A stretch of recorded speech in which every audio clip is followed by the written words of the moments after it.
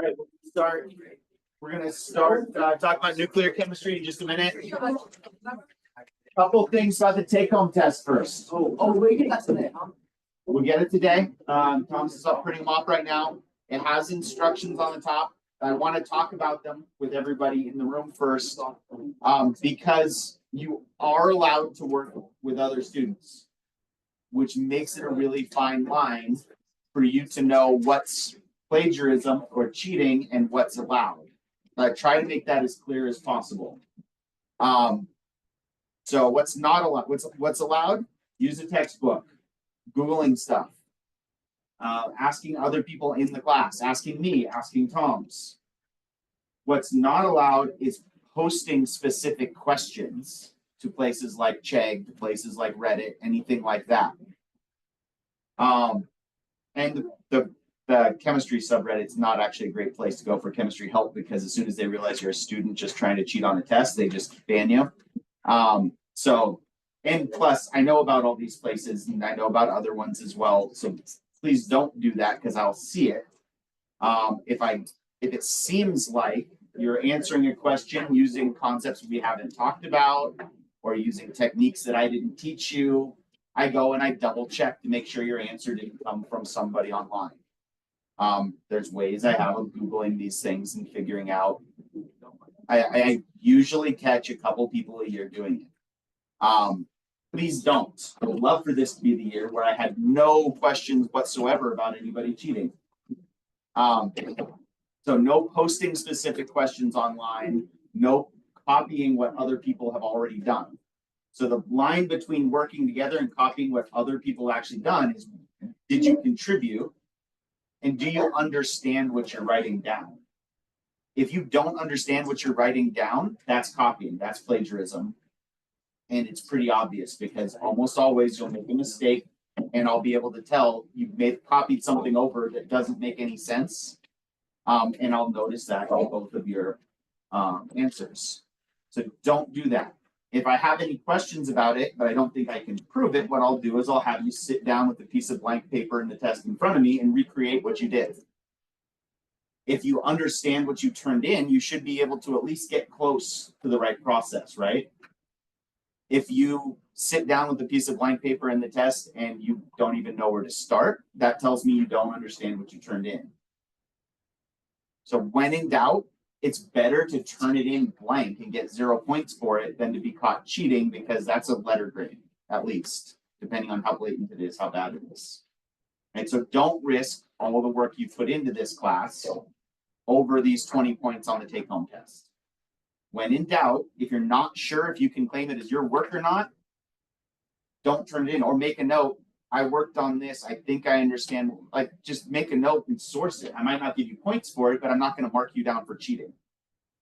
Lilian? Is this like the take-home part and the final altogether 10%? The whole category of exams is 10%, I believe. Or no, sorry, 20%. So it all goes into the same category that's worth 20%, and it'll be a total of 220 points possible in that category. 100 from the midterm, 100 from the in-class, and 20 points for the take-home. So technically the take-home and the final are a little bit more than 10%. Right, a little bit, if you count both of them as one assignment. And it's only 20 points. It's not like in my Gen Chem class, it's 50 points, and it's a much larger chunk of the exam category that way. It's only 20 points. If you have a strong A and you feel comfortable with the in-class test, you could get a 0 on the take-home test and probably still keep your A. Use the what if on Canvas to figure out how many points you need on the take-home and on the in-class part of the test. Plan around that. But 100%, it is better to take a 0 on part of the take-home test than it is to get caught cheating on something like this. All right. So I always overemphasize that. I know nobody in this class was even considering anything like that, and would never consider anything like that. But I just want to be very clear where that distinction is. If you understand, if you contributed to working on it and you understand what you're writing down, that's valid. If you don't understand what somebody else did, don't write it down. Ask them to explain, or ask me to explain. Don't write it down if you don't understand it. Okay? No, but your test in this class is not exactly the same as third period. Question 2 in particular is completely different, and question 1 has different numbers and slightly different questions. Brody? So we're allowed to ask you and Tom for help on it too. So we could use outside resources like other teachers and stuff like that. I would say stick to me and Tom's, Yeah. because we know where the line is and where to stop answering questions. Okay. I don't want to put a tutor or a math teacher in that position where they're having to make that decision without talking to me or knowing me first. Does that make sense? Landon? Just two, and I think they're each 5 points or 5 parts. And they mostly get progressively more difficult. So you could do the first 3 parts of 1 and the first 3 parts of 2 and get 12 out of 20 pretty easily. Getting a 20 out of 20 is doable. It's going to take some work. The last couple parts on both of them involve writing some algebra systems, solving for multiple equations, multiple variables. But you could probably get a 12 or a 14 out of 20. It would probably take, you probably do it in 2.5 hours. To get 20 out of 20 is going to be more like 4 to 5 hours probably, if I had to guess. Depends on how you understand the material. And the other thing is, I would also encourage you that a lot of the questions on the take home are going to be really similar to questions that we had earlier in the class on the ICAs and things like that. Things you have keys for, things we worked out the answers to. So you might go back and check your notes. In particular, I think it's 1E has you looking at the difference between copper, or the amount of copper versus copper 1 oxide in a sample. And it's going to be a system of equations like the copper and lead spheres in the box from back in the early word problems that we did, where we had to use densities and things like that. Uses densities again. So you might have to go back. You go back and find a problem that looks really similar. It's not that hard to rewrite or readjust your algebra equations, plug in new numbers and solve it. So I would encourage you to think about, when did we do something that seems similar? That's going to be really helpful. We're reading the chemistry. It'll help with some of the things. Like if I read like the story, it would definitely help you with the in-class part of the test.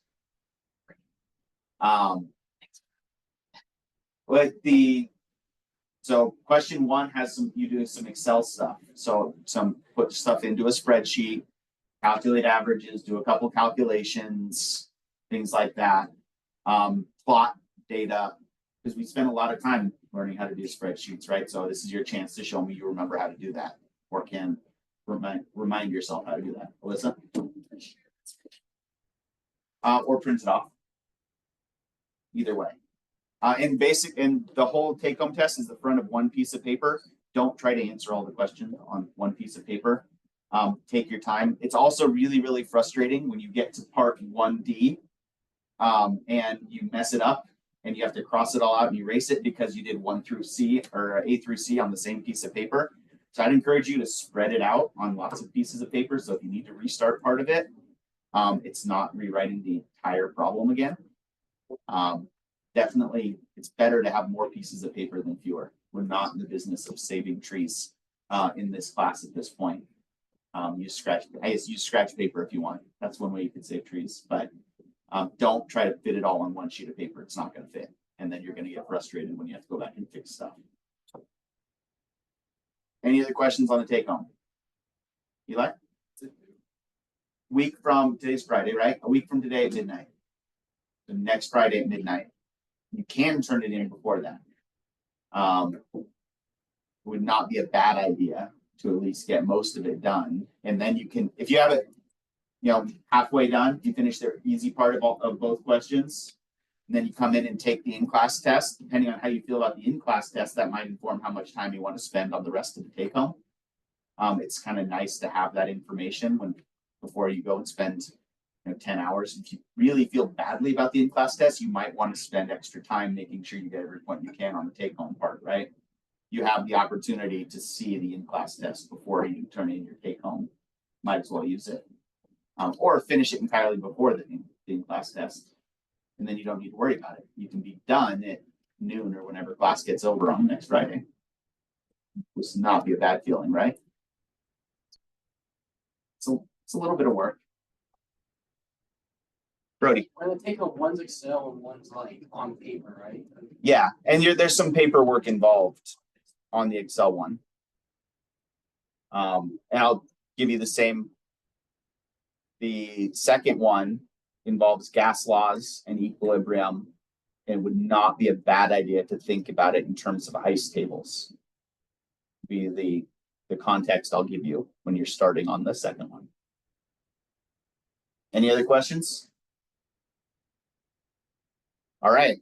Well, I will be here next Wednesday to answer any questions you have. By then, I encourage you to at least try a couple of the problems and the practice test before next Wednesday so we can answer some questions about it, okay? And in the meantime, we have one more new topic to add. And this one is kind of cool. Everybody likes thinking about nuclear chemistry. Well, maybe not yet, but you like the idea of nuclear chemistry. It sounds cool. It is kind of cool. And it is part of what led to, Oppenheimer. It's interesting. It's not all that closely related to quantum mechanics, but a lot of the same people worked on earlier nuclear chemistry research as worked in quantum mechanics. Oppenheimer in particular, his research actually didn't have much to do with nuclear chemistry, but yet he was put in charge of the Manhattan Project.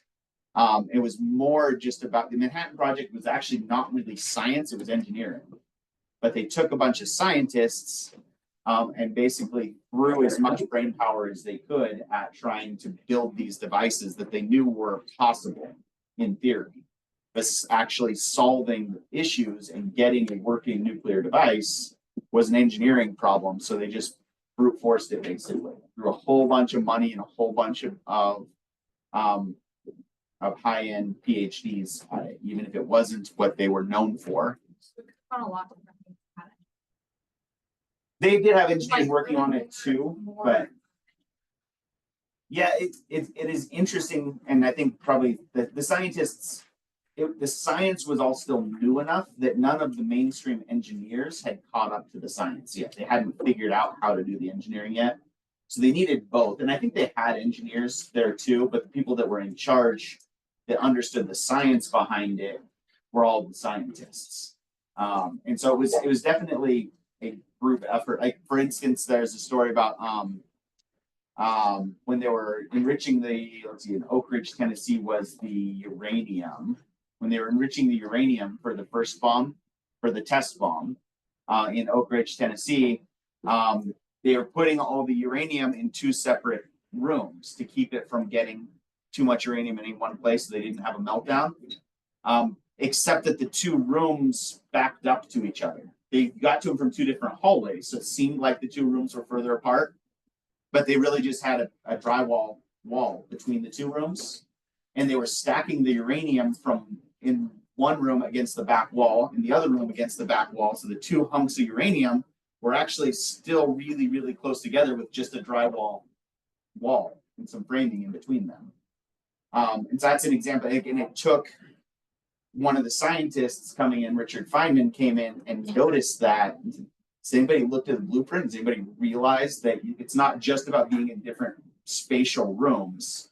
They have to be separated by a greater distance or more shielding, or you're still going to have a meltdown. Luckily, he caught it before it was too much of an issue. But it was already getting to the point where the wall was actually noticeably hot in between those two rooms. And that would have changed things very dramatically too. There's a lot of like really small things about the Manhattan Project that had they gone slightly differently, a lot of things would be different. Anybody watch The Man in the High Castle or read the book? The the book is a little bit weird and surreal, but it's basically an alternative history sci-fi book where the Axis powers won World War II, and the divergence from real history had something to do with the Manhattan Project going wrong, like something like that meltdown that could have happened, and so this sci-fi author just took it and spun it off into a whole different direction. It was more about the aftermath of the war. But anyway, very interesting Amazon series from like 10 years ago. They first started it. A very interesting book as well. I think it was, did you say you read it? I've heard. I think it's Philip K. Dick, who also wrote Minority Report. He wrote the story that turned into Blade Runner, and he wrote the story that turned into Total Recall. That were called very different things. All right, so let's talk a little bit about radioactivity. I guess here's a trivia question. Does anybody know the name of the story that Blade Runner was based on?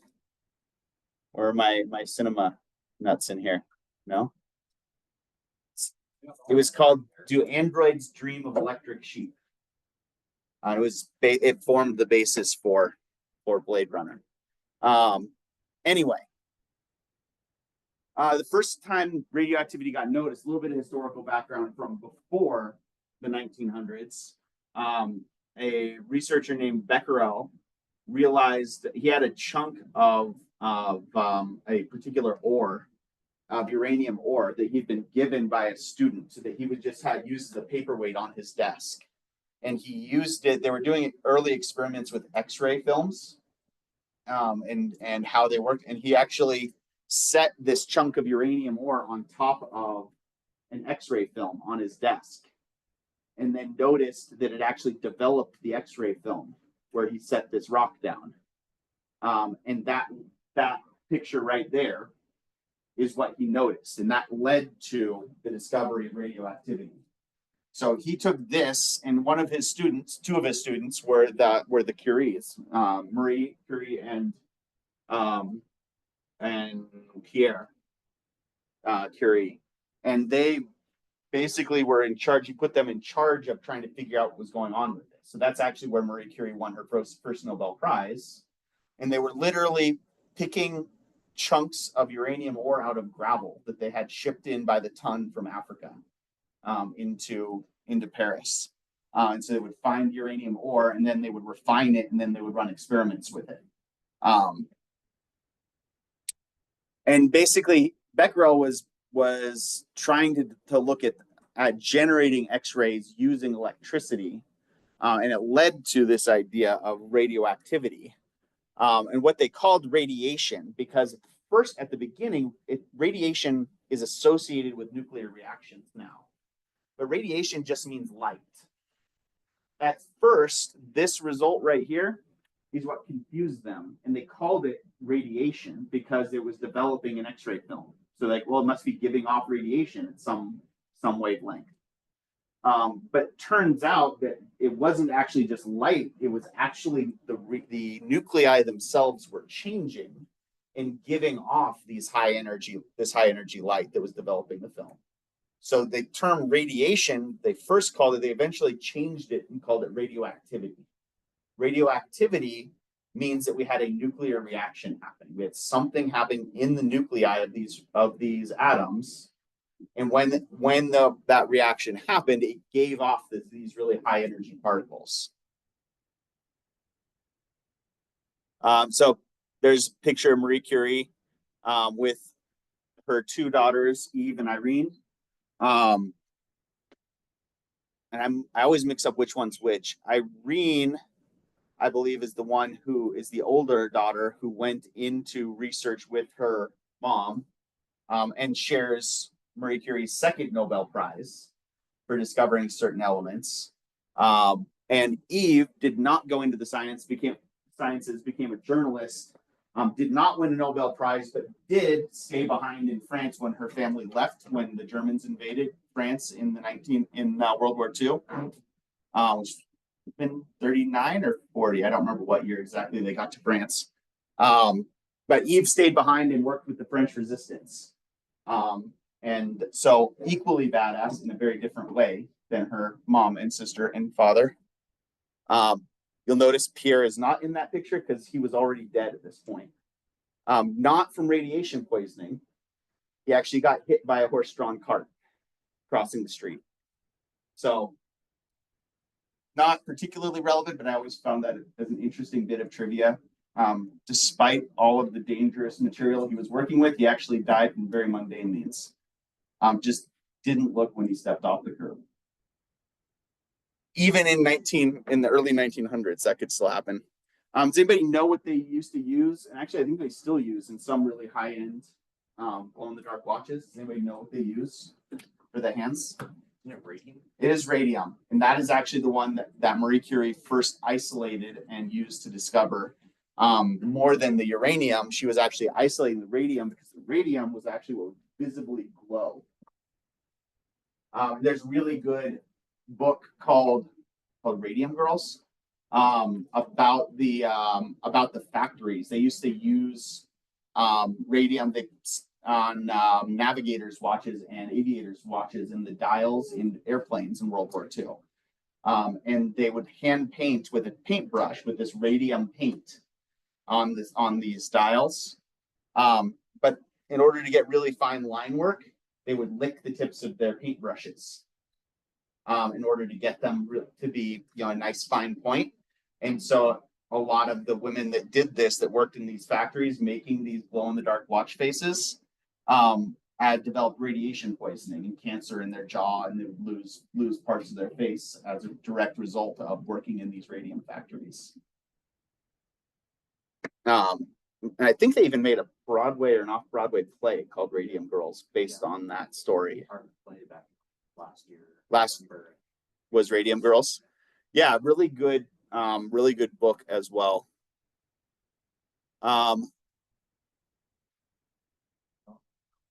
No, we did it. I think we did it at the college. Yeah. Oh, it was the college. Yeah. I remembered seeing it somewhere around town too. I didn't actually get to see that production of it, but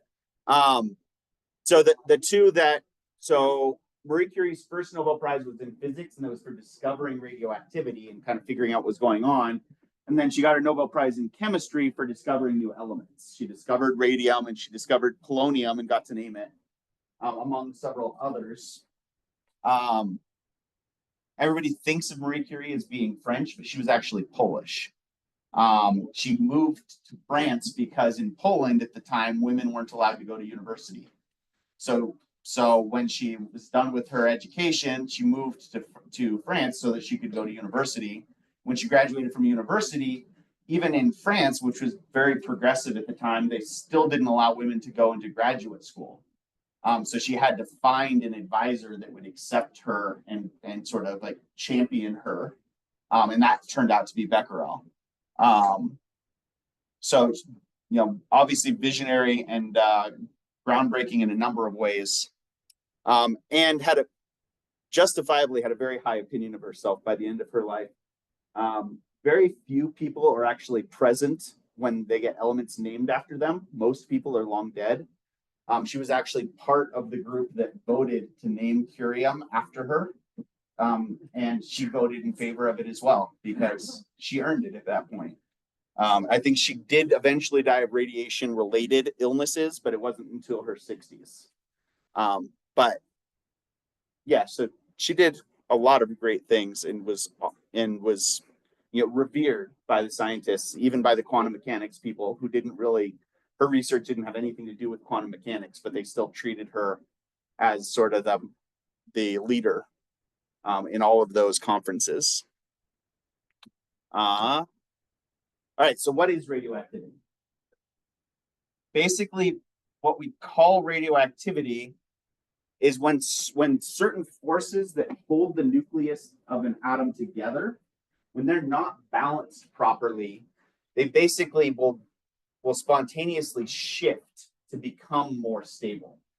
So there's two forces that actually are acting in the nucleus of an atom: strong nuclear force and weak nuclear force, working together sort of balance out. And that's what actually holds a nucleus together. Because when you think about it, a bunch of protons shouldn't stick together, right? Protons should be pushing away other protons.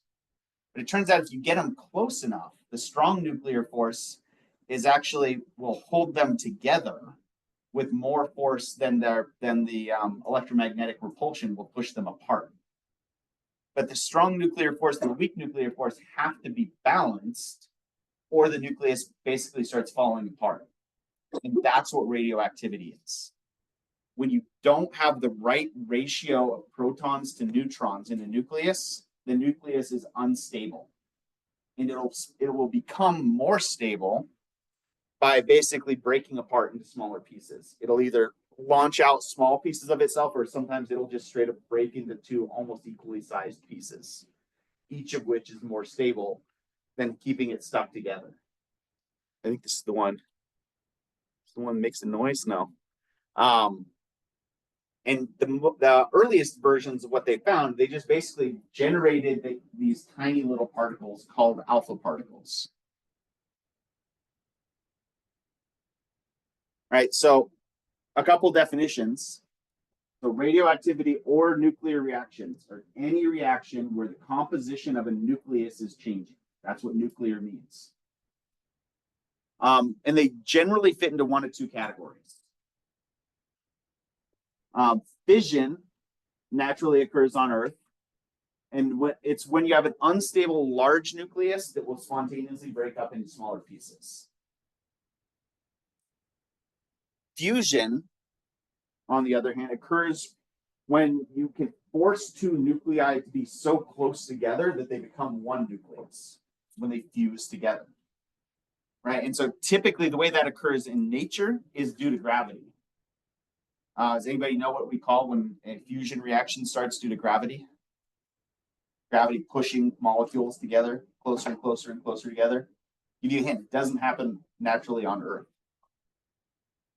It happens in particle accelerators. Would you say? It happens in the sun. That's what a sun is. A star is basically where you have enough gravity forcing these nuclei together. They're so close and dense that you wind up with the nuclei starting to fuse together. And that releases a ton of energy when it does that. Right, so fusion is exactly what it sounds like. Take two small nuclei and you shove them together and you make one larger nucleus. Mary?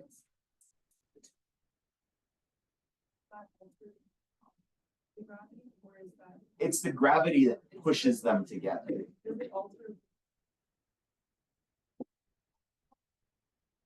What the nuclei are will change a little bit about how easy it is to cause a fusion reaction to happen. And that's one of the reasons that stars go through a distinct life cycle. As these fusion reactions happen, most stars start by just being hydrogen and helium. But as the hydrogen and helium fuse together, you get larger and larger elements in there. And those larger and larger elements, when they go through a fusion reaction, don't produce the same amount of energy. And eventually it gets to the point where the force of gravity is not enough to cause fusion to keep happening. And either they wind up with it either slowly spreading out, or if it's a large enough star, that's how you get a supernova. It's basically when the force or the gravity is no longer enough to cause the fusion reaction to happen, the star explodes, basically. Alyssa and then Arya?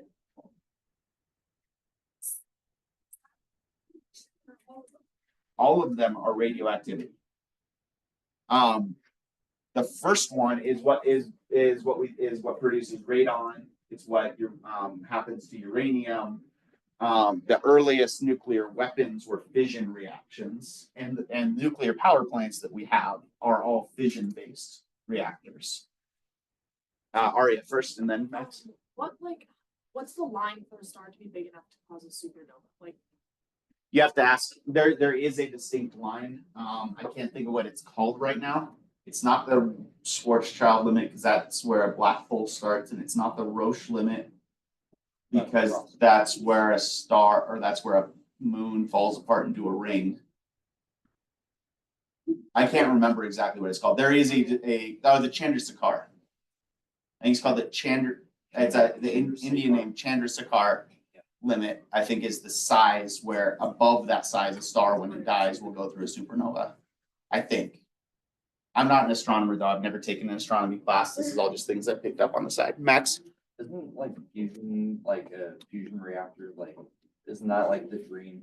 Like for a reactor? Fusion reactors versus fission reactors. Fission reactors are easy to make. Yeah. Fission happens naturally. All we have to do is refine the material. But it produces lots of toxic waste along the way. Fusion reactions, you can still use naturally occurring materials on Earth. You can use deuterium and neutrons and other hydrogen isotopes to cause fusion reactions to happen on Earth. We can't get it to happen sustainably. And when I say sustainably, I mean we can't sustain it, not sustainable in the ecological sense. We can't get it to happen in an ongoing way. So we can't really use fusion reactions to power a power plant right now. We can get it to happen. That's what a hydrogen bomb is. But we can't get it to happen in a controlled way where we can actually make a power plant. If we could do that, it would be huge because we can just use water. Basically, because deuterium happens naturally at 1 out of every 1,000 hydrogen atoms is a deuterium atom. So if we could get fusion reaction to happen naturally, or to happen sustainably, it would make electricity pennies on the dollar compared to what it is right now. It would almost eliminate scarcity because we wouldn't even have to worry about water anymore because electricity would be so cheap. We could just build desalinization plants wherever we wanted. Is France working? France is working on that, but they're still not turning a profit. They're still not making it economically viable. They're basically keeping things from going further downhill. Eli? All the reactions for all elements, or are these usually just like really unstable? It happens most readily with the unstable ones, but every element has different isotopes that exist, right? Not all of those isotopes are stable. Those different isotopes where you change the number of neutrons, that's what makes the nucleus unstable. And so like carbon-12 is super stable. Carbon-13 is pretty stable on a geological timeline. Carbon-14 occurs naturally in the upper atmosphere and it's not stable. It naturally breaks down. So every element on the periodic table has some isotopes that are unstable. They might not be naturally occurring isotopes. But everything past lead has more radioactive isotopes than stable isotopes. Even the ones that occur naturally, like uranium, uranium only occurs naturally on Earth because we're the second generation solar system. The solar system before us went through a supernova. It generated enough energy that it caused these super heavy elements to form in the supernova. And so everything after lead is radioactive and it only exists naturally because of that supernova that came before us. Connor? Would there when a supernova happens and it forms super heavy elements like uranium, would it create enough uranium that there would be a big enough mass of it to cause like explosion everywhere? Well, it generated all the uranium that's on Earth, and there's enough uranium on Earth to cause a nuclear reaction. Basically, it's all about concentration. It wouldn't necessarily be concentrated enough to cause a nuclear reaction, a nuclear meltdown or anything. Yeah. Or if it did, it would have been early enough that it would have been before planets actually formed out of that supernova. Is there a measure like electronegativity for like protons? Like if a really like this unstable atom like needed a neutron, sorry, like is there like similarly to electrons, like could it like steal from like a weaker atom? Yes. Except it's not always a weaker atom. It's usually actually from the core electrons that are around the nucleus. Some nuclei are large enough and unstable enough that they will actually just straight up absorb an electron from the 1s. And when they do that, they can turn a proton into a neutron. Turns out that electron basically just disappears. And all of a sudden you get an extra neutron at the expense of a proton. So basically that's one of these processes. That's what's called electron capture. Electron capture happens when you have an unstable enough nucleus, and one of the ways it can make itself more stable is if it had one fewer proton, it'll actually take an electron and shove it onto a proton and turn it into a neutron. It's a totally different process we've talked about, and the actual mechanism of that involves quarks, which I'm not qualified to discuss in much detail. But basically, you can convert a neutron to a proton and it gives off an electron, or you can convert a proton to a neutron and it absorbs an electron. But we'll talk about those processes here in a second, because this is one of the problems on the in-class test, is basically, okay, these 5 types or 4 types of naturally occurring fission reactions, we can actually write out what the reaction is and actually balance it. We're just going to have to balance it in terms of mass and how many, what we call nucleons, which is protons plus neutrons, wind up being balanced. So the first example is what's called an alpha particle. So I have a whole slide on each of those, so don't worry about writing them down right now. An alpha particle, basically, once you get large enough nucleus, like I said, everything above lead is not actually a very stable nucleus. Some of them are stable enough that they have long enough half-lives in the millions or billions of years, but they will break down. Once you get past lead, everything becomes more stable once it goes through some fission reactions. And the most basic of them is if you take your large nucleus and you just basically break a chunk of it off.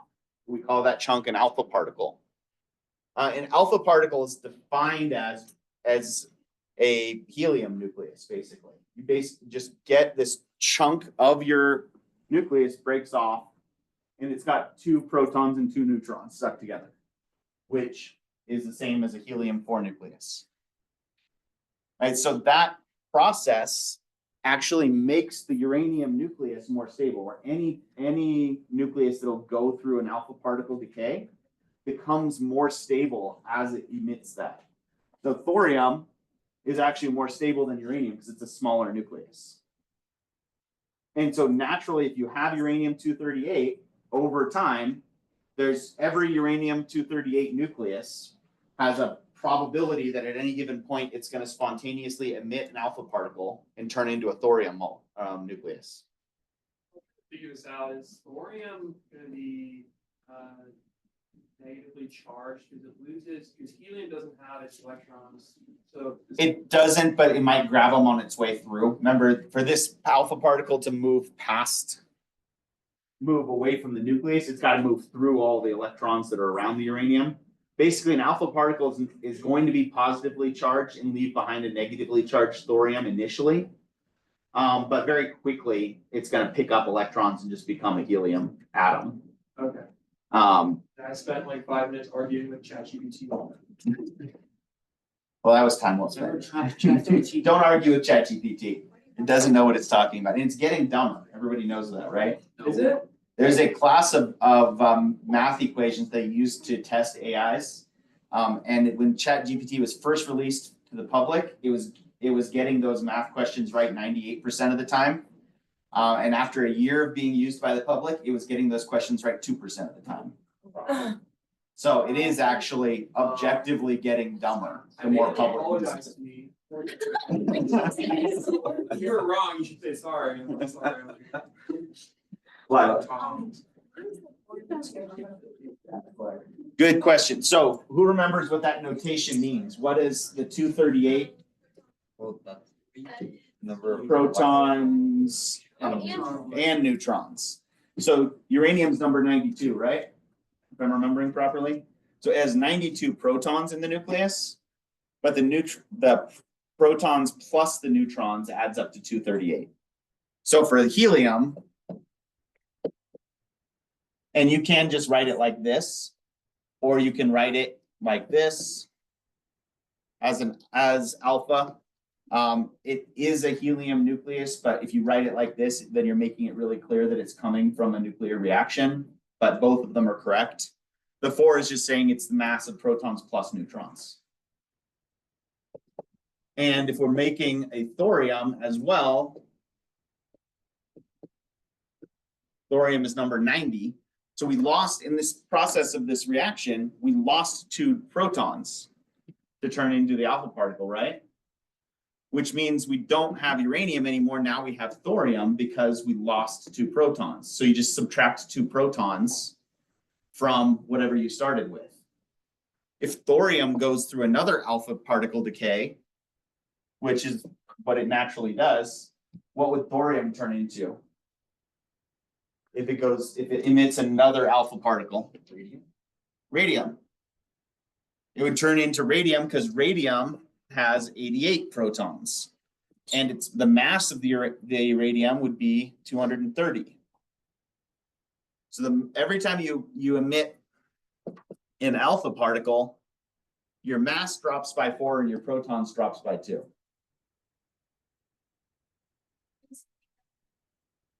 The fact that it's unstable. So it's basically when I say it's unstable, basically it's that strong and weak nuclear force aren't balanced out anymore. One of them got too strong. It becomes more stable. It becomes less radioactive as it goes. Basically, it'll keep doing this and various other processes until it gets to lead, because lead is the largest nucleus you can have that's actually stable.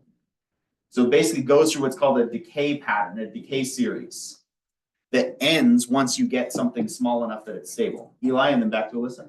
Is it always generate helium? I already get that. If it's an alpha particle, by definition, an alpha particle is a helium. So you like have a lot of helium. That's actually where most of the helium in our atmosphere comes from. Is actually from radioactive decay of uranium, because there was a certain amount of uranium naturally when the Earth formed. There actually wasn't any helium likely when the Earth first formed. There was no, well, one, there was no atmosphere, but 2, there was no uranium or no helium, especially because most of the helium in the solar system got pulled into the sun or into Jupiter. So most of the helium we have access to is a result of this process.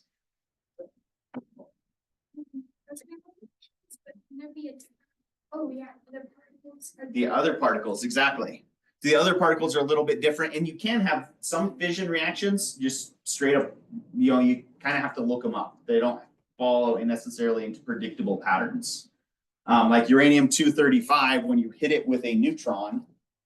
So if you have uranium-235 and you hit it with a neutron, mass of 1, no protons, it'll actually, when it gets lodged in there, it actually temporarily makes uranium-236, which is so unstable that it actually just immediately fragments again.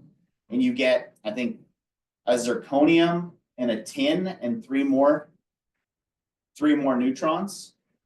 That's the reaction that actually happens in a nuclear bomb. Basically, because this process produces 3 more neutrons.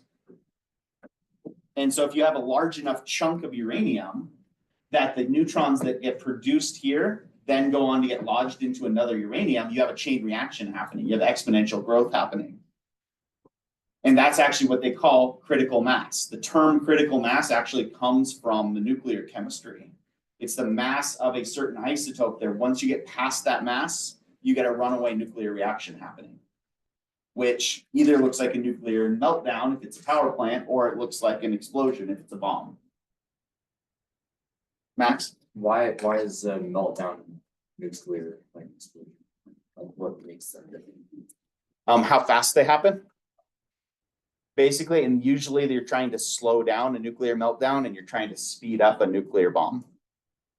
If nuclear bomb, you just want it to release all at once, and a nuclear meltdown, a nuclear reactor basically just works by boiling water, just like a coal power plant does. You just use the naturally occurring radioactivity to generate heat, which boils water, which makes steam, which spins a turbine. So it's basically just a steam engine that spins a magnet. The only difference between a coal power plant and a natural gas power plant and a nuclear power plant is what you're using to boil the water. So in a nuclear meltdown, something has failed to keep that temperature from getting higher. You don't want it to get to the point where your containment melts, basically. And that's all a nuclear meltdown really is. They call it a meltdown because literally the things that you're using to slow the reaction down are melting. And all of a sudden there's nothing to slow it down anymore. Connor? So when a meltdown happens, why doesn't it just explode?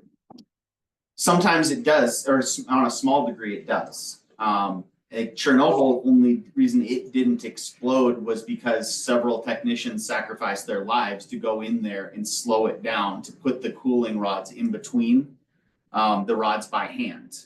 And they got such a large dose of radioactivity that none of them lived more than like a week after the incident happened.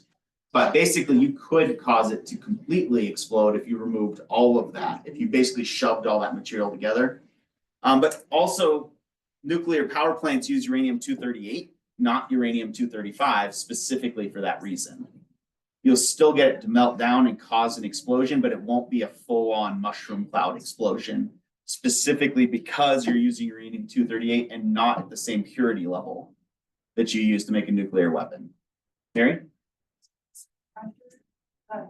Ultras how fast or how quickly it explodes, or is it explodes? So if you there in nuclear power plants, you have cooling rods and fuel rods. And fuel rods are basically just a uranium ore, or uranium with some other stuff mixed into it to slow it down to absorb those extra neutrons without going critical. And the cooling rods are basically just these tubes of graphite that they use, that they slide in between these long cylinders of uranium. And so basically if you remove the cooling rod, then all of a sudden you get all the uranium is closer together with fewer things to absorb those extra neutrons, and it starts going faster and faster. You accelerate this process.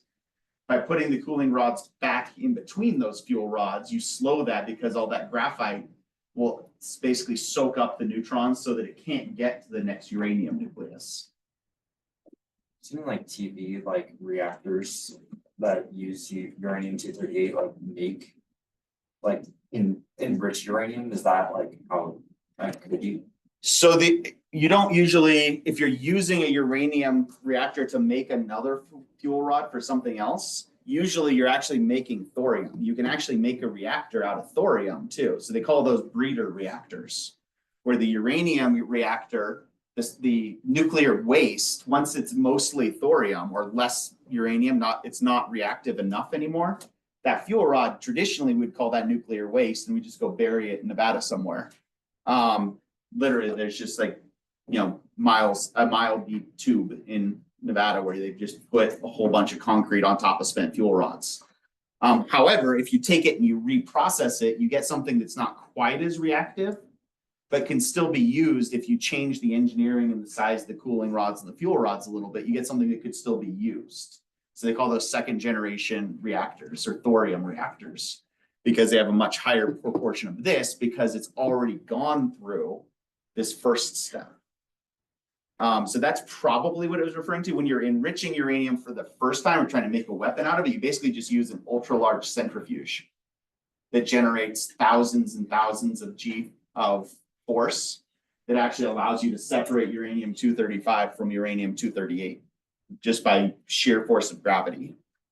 And those are really, really obvious if you're trying to make power plant grade uranium versus weapons grade uranium. It's really obvious when you know what you're looking for, which is why we have UN weapons inspectors basically go to countries that claim that they're making trying to make nuclear power plants. They basically go and make sure that their technology is not over the top, because if it's over the top, they're really trying to make weapons.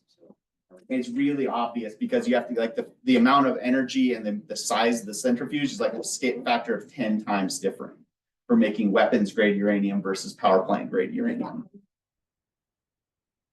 That's how we avoid nuclear proliferation in general and avoid more countries having nuclear weapons, is basically by having UN's weapons inspectors go and say, hey, you can't be doing this because that's weapons grade, not power plant grade.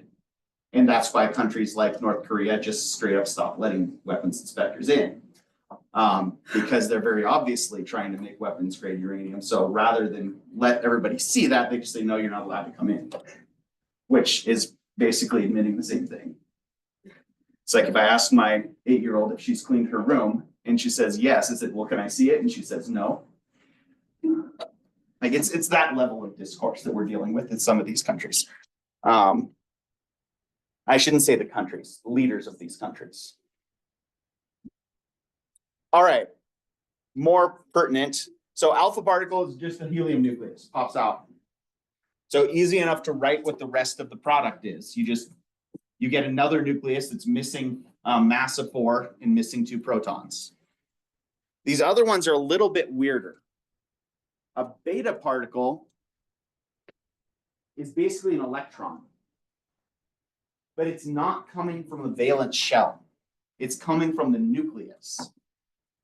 But there are no electrons in the nucleus. So how does that work? What turns out, this is actually the natural decay process by which carbon-14 decays. Carbon-14 will basically spontaneously emit an electron with a mass of 0. And we make another atom that has a mass of 14 still, but with one of the neutrons got turned into a proton.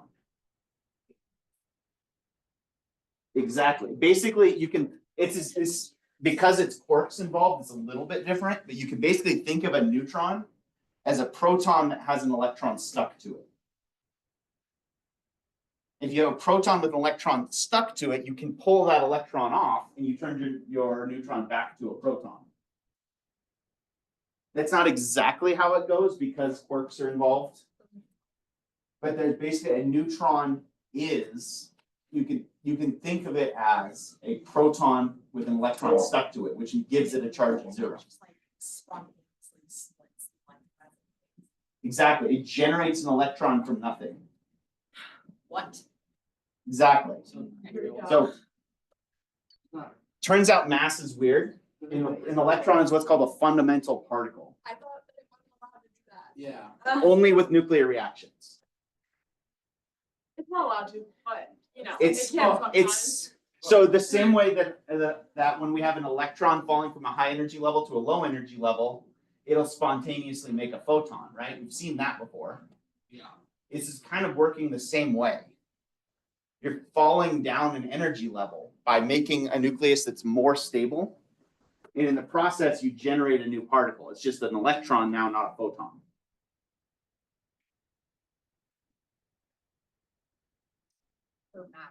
So, every time somebody brings up law of conservation of mass, I have to be very careful to correct you earlier. Does anybody remember what my correction is? And energy.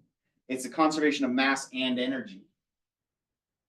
Basically, you can generate more mass if you put energy into it. Or by the flip side, you actually look at the mass of these two plus an electron, we actually went down in mass. We actually lost some mass in the process of doing this. But we made a new particle, but the overall mass decreased. And it turns out that that's actually what Einstein's most famous equation is talking about. Oh God. Here we go. We're waiting 15 years for this. E equals mc squared. In chemistry, I like to write it more like delta E equals delta M times c squared. Delta means change, right? When you go through a nuclear reaction, the mass changes. You still have the same number of nucleons on both sides. Like we had 238 protons plus neutrons here, and it's still 238 here. But if you look at the mass of a helium nucleus plus the mass of a thorium-234 nucleus, it does not add up to the same mass as uranium-238. We generate mass or we lose mass when these reactions happen. And that's where the energy associated with these reactions comes from. If you actually look at the amount of, if you look up the mass with a lot of sig figs in AMU for both of these and did products minus reactants, we'll get a change in mass for this reaction. The change in mass times the speed of light squared gives us an energy in terms of energy units, in terms of kilojoules per mole. And it's an absurd number. Like energy of combustion, if you burn butane, say, it's maybe 1,800 kilojoules per mole. It sounds like a big number. The energy in terms of kilojoules per mole for this reaction, I think it's 10 to the 10 kilojoules per mole. So we're talking like a factor of 10 million times more energy rich per mole. Like this is why in Oppenheimer, they hint about the letter that Einstein and a bunch of scientists wrote to FDR to start the Manhattan Project. It's because a bunch of scientists looked at this equation and they looked at the engineering and said, well, if we actually made a bomb out of this, it would be just absurd numbers, like ridiculous numbers of energy. And a bunch of scientists wrote a letter to FDR in the middle of World War II, telling him how serious this was. And that's actually what convinced FDR to allocate all this money at a time when money is exceptionally tight because we're in the middle of the biggest war in the world's history at that point, right? They still convinced him to spend a ton of money on the Manhattan Project because they told him it would end the war. And they're not wrong, right? But it took a lot of faith on the part of the politicians who didn't understand a thing about science. They basically were just trusting Einstein's name. This Einstein guy seems like he's pretty smart. If he says we should do this, we should do this, is effectively the logic. It worked. But it made as little sense to them as it does to you right now, right? This change in mass idea. It turns out one way you can think about this is it's not really violating any rules. It turns out that you can think of mass as being energy. Mass is energy. Just like you can have potential energy and kinetic energy, and that's just energy in different forms. Mass is just another form of potential energy. It's just one that doesn't change very often.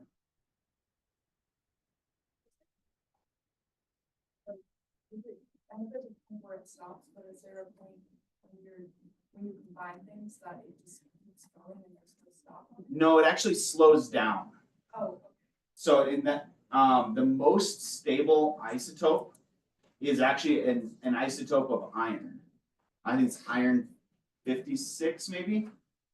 There's one specific isotope of iron that's more stable than pretty much all other isotopes of all other elements when you treat it in terms of this reaction.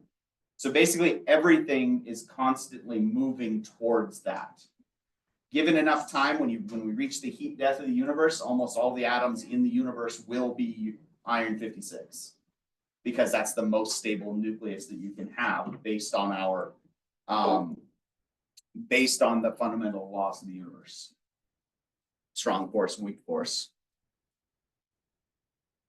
All right, so hopefully that'll help you suspend your, we won't run the numbers right now because I want to go make sure we get through the rest of these real quick. But that's where that proton or that electron comes from. It's not, we're kind of generating it out of nothing, but it's really being generated because we turned a neutron into a proton. So when we look at balancing the bottom, looking at the number of protons, we actually went from 6 protons to 7 protons. Number of protons went up.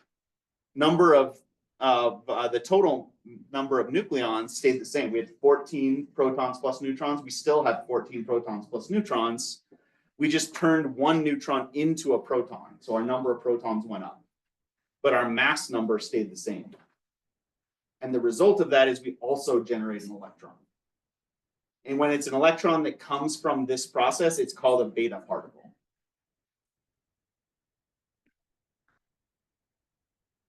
Just the electrons.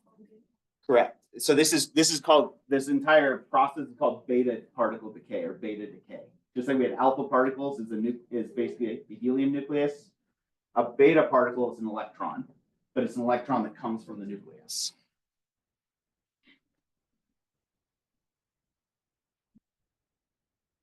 It gets weirder though, because it turns out under the right circumstances, you can actually create what's called a positron. A positron is a positive electron. No, so everything we taught, it's like It gets progressively weirder. Lila? That was It is. It's exactly what it is. A positron is antimatter. The other term for it is called an anti-electron. The antimatter equivalent of an electron. Right. Yeah, we did. Everything's just fake. The net result, or the way we generate this, is basically you take away the positive charge of a proton. Again, it's not exactly how it works, but you can think of it as your proton loses its positive charge but keeps its mass. So basically, a proton turns into a neutron. So just like with beta decay, our total mass number didn't change, right? But we turned a proton into a neutron with beta decay. Sorry, a neutron into a proton with beta decay. We're doing the opposite here. We're losing a positive charge from the nucleus, but the mass stays the same. The mass number, the actual measured mass will be different according to E equals mc squared. Right, so the net result, mass doesn't change. We just turned a proton into a neutron. We basically sucked away the positive charge from a proton. And that particle is called a positron. I want to verify, when you say measured mass, you just mean if we add enough sig figs, we can see the mass change. Right. If we're looking at the number, like if we're looking at the overall equation, we don't see a change, but if we Exactly. add the sig figs that are actually there, we see a slight mass change. Right. So the total amount of mass particles stays the same, but the overall mass of this system changes. And that's basically adding sig figs. So this is still a counting number. 30 is protons plus neutrons. So on the reactant side, it's 15 protons and 15 neutrons. But the total mass of phosphorus 30 is not 30 exactly. If we added more sig figs to it, it would be about 30. It'd be 29.999 or whatever. And same over here. It's still, the mass number is still 30. It's still a total of 30 protons plus neutrons if we're counting them. But if we actually measure the mass of this nucleus, it's not exactly 30. It's going to be 29 point something lower, I think. What's the difference between positron and Just the charge. They're the same it's a mass. positive? It's a positive charge on a positron. It's the same mass as an electron. Henry? But if like neutrons are like slightly heavier than protons, then do you need to like absorb energy to get that mass? Like how do you get more mass? It spontaneously happens. But then you need to like The process of turning one of these, so you can, if we're talking about it in terms of quarks, a proton is basically 3 quarks that are connected. And they usually drawn with these like little spring wavy lines. And 2 of them are up and 1 of them is down. If you take one of these and you flip it from being up to down, you turn it from being a proton to a neutron. And that process changes the mass of the particle and also generates an electron. but then why is it like heavy? Because energy and mass are related. It's just so this is part of why we still don't understand gravity fully. We don't understand mass fully. Right? We can predict like orbital dynamics and things like that. We don't understand, and we can have evidence of the Higgs boson, which is what gives particles mass, but we don't really have an understanding of what creates mass in the first place, or at least I don't. Maybe some theoretical physicists can have better explanations for this. But effectively, the process of turning it from a proton to a neutron changes the mass, and that mass essentially comes out of nowhere. No, because it's still going to be related to the amount of energy that's either absorbed or given off, according to this. But the energy. Energy creates mass if you put it in the right circumstance. Where did the energy that created The universe. So basically, you have to put energy in somehow. But like You know what? it was just there. Basically, yeah. So you can't get the Big Bang gets a little bit weird because the Big Bang is a singularity and cause and effect doesn't apply to a singularity. But in the instance following the Big Bang, it's really weird to talk about the Big Bang happening because the Big Bang time didn't exist until after the Big Bang. Wait, so the Big Bang didn't exist either. Exactly. Oh, yeah, bro, it's just a But big up. if you ignore that and just look at what happened. It's like, let's assume it's closer. So let's assume time exists, is basically what I'm saying. Okay. Assuming time We're exists. explaining this by just going, it just happened. Yeah, take more physics. You take more physics, you can explain this better, and you'll have the tools in the math. Okay? It'll still feel weird. Because our brains aren't set up to understand things in the absence of time. Our brains are hardwired to think in terms of cause and effect. So trying to think about what would happen when there is no cause and effect is nonsense to our brain. So we can't really process that. All we know is that after the Big Bang, there was all this energy in the universe.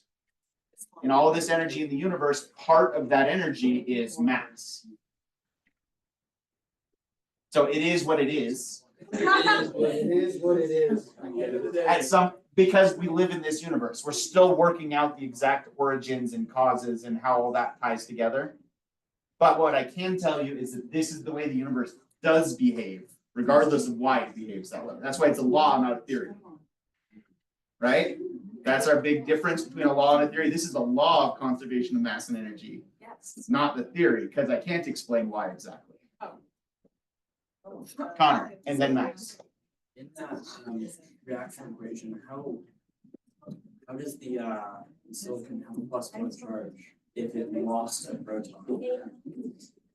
Because it has the same number of electrons, but one fewer proton.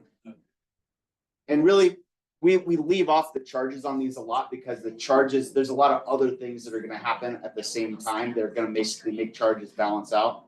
And I don't want you focused on the electrons outside of the nucleus. For this unit, we're not talking about core electrons or valence electrons or anything like that. We're just talking about the nucleus itself. Right? All of those other laws still apply, but we're trying to not worry about them right now while we're focusing on it. It becomes more accurate every day. You just have That's the to, right statement, but you have to unlearn some things you were taught already. Because you were taught generalizations, because those generalizations are good most of the time. This is just a case where those generalizations are not good. until the next unit applies. Exactly. The most common chemistry meme that you see in my 10 years of science meme culture is Buzz Lightyear. Years of academic training wasted. Because every time you go one more year further into the science, you have to unlearn everything from last year, or basically learn all the exceptions and why the exceptions occur every single time you go 1 year further in science. So this is just a particularly painful case. There's a lot of funny things. General rules are good generally. The long. You should tell them that one. So stupid. All right, bring it back here for a second. This is the last process you need to think about, though. So positron emission, we give off a positron, we get off an electron with positive charge, and it's the same net result as an electron capture. An electron capture is what, is it Alyssa or Miri that asked about that earlier? Oh, was it Lisa? Did you ask about electron capture? Can some of these electrons get stuck in the nucleus? Basically, if the right circumstances, so if you have your ruthenium-92, if it gets close enough to an electron will basically get embedded into the nucleus. It gets absorbed. It's basically the exact opposite process of beta particle emission. That also just spontaneously. And that spontaneously, yeah, not usually though, because most of the time we're making something more stable than we started with. So to undo that process would be uphill in energy. This is all stabilized. We're moving closer and closer to being stable every time we do one of these steps. Landon? It's not the same as the particles. So a beta particle or a positron emission is basically a beta particle with a positive charge. So basically it's the same process, but with the opposite charge. And this is the exact opposite process. Beta particle emission is giving away an electron to turn a neutron into a proton. Electron capture is the opposite. An electron gets absorbed into it, and that cancels out a proton basically. Right? So electron capture is basically an electron sticks to a proton and turns it into a neutron. So all of these last three, these weirdest ones, they're all keeping the same mass number on both sides. All that's changing is the number of protons. Right? We're either generating an extra proton in the case of a beta emission, or we're going to have one fewer proton in the case of positron emission or electron capture. You lose a proton, it turns into a neutron. Alyssa? Not really. We just draw the electron on the reactant side instead of the product side. Is that second? Yes. So when you see beta or electron on the reactant side, it's an electron capture. If you see a beta particle with a negative charge on the product side, it's beta emission. If you see a beta particle with a positive charge, that's a positron emission. It's weird. And all of these have a certain associated energy with them. They're all going to have their own unique energy for these reactions. It's based on this. All right. So let's do one example of that. If you've ever heard of gamma radiation or X-rays are basically just when you go through one of these processes, it's very downhill in energy. And instead of giving off heat to the surroundings, it gives off the energy so fast that it gives it off as light instead of as heat. That's actually why radiation and radioactivity got mixed up initially. It's because this process generates so much energy that it gives off these high energy photons. And that's what gamma radiation or X-rays are, is basically the super high energy light that accompanies one of these other four processes. Right, so gamma radiation is not its own process. Gamma radiation is a byproduct of the rest of these. Right, so it's something that is not going to be its own process. The processes are these top four: alpha particle, beta particles, positron emission, or electron capture. And I'm going to have you write out one of these reactions for each of those four on the test. Right, so I'm going to say, basically, I will give you in words, I'll say uranium-238 undergoes alpha particle decay. Write out that reaction. And your job is to write this. If I say silicon-30 goes through, I have it backwards. They say carbon-14 goes through beta particle emission. Your job is to write this. Right, so understanding those four particles and how they change. And remember that alpha particles are the only one that change the total mass. The rest of them, the mass number is the same. We're either turning a proton into a neutron or vice versa.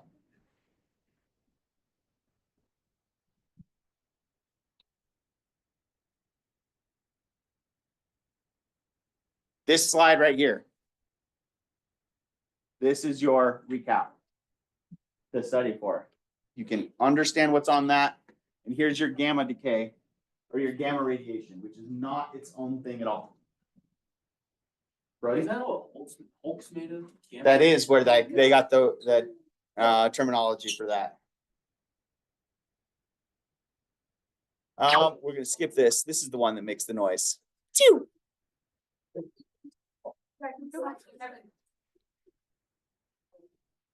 So the slides are posted as well. This is in the slides that I posted today in week 14. Chew. This is what I want to talk to you about. In the 5 minutes we have left, 2 minutes we have left.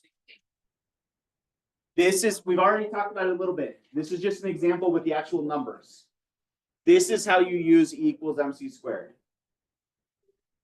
Right? If you add up all of the reaction, all of the products and all the reactants, you add up their masses and do products minus reactants, your masses are not the same.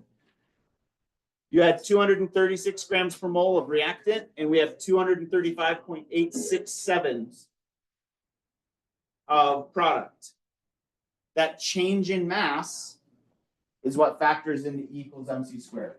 You do final minus initial. You want to know the amount of energy released from this reaction, you do final minus initial. You just have to watch your units. Because this is a physics equation, which means we want physics units, which means delta M has got to be in kilograms. And speed of light is going to be in meters per second. And when you do that, kilograms times meters per second, meters squared per second squared, you get units of joules. Right, so if we know it in AMU, which is grams per mole, we can put it in kilograms per mole, right? And if we have a change in mass in kilograms per mole times the speed of light squared, we'll get an energy for the reaction in joules. And it should be a really big number for most of these. It's just joules, which then we would usually convert to kilojoule. I think. So this is working through the rest of the problem. All you're going to do is take your AMU and put it in kilograms per mole. It's in grams per mole, so put it in kilograms per mole. Speed of light's on your conversion sheet in meters per second already. 2.998 or something like that, times 10 to the 8 meters per second. Delta M in kilograms per mole times speed of light squared gives you your answer in joules. All right. Tom's will be able to help you with that. If you have more questions on Tuesday, I'll be around on Wednesday. We can do more practice with these if we want. All right. Practice test is available too. The key will be available for the practice test on Tuesday. Yeah, no. I got